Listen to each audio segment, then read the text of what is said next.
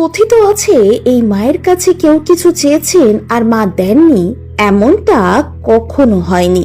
আর তাই তো কালী পুজোর দিন অগণিত ভক্তের ভিড় নেমে আসে শান্তিপুরের বামা কালী পুজোয়।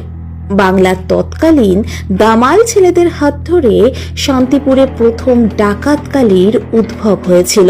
তারা ঠিক করেন কালী পুজো করবেন যার মূর্তি হবে অন্যরকম।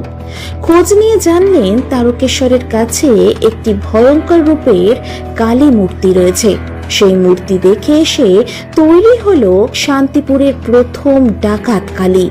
এই কালীর মূর্তি বাপা শিবের বুকে থাকায় বামা কালী নামে খ্যাত হয়। তন্ত্রের বাম আবর্তে এই দেবীর আরাধনা হয়ে থাকে। দেবীকে দেখলে যেন গা শিউরে ওঠে। একটানা যেন বেশিক্ষণ তাকিয়ে থাকাই যায় না মায়ের দিকে। রাজ্য জুড়ে বিভিন্ন কালী প্রতিমায় এমন বিভিন্ন গল্প নিয়ে রয়েছে।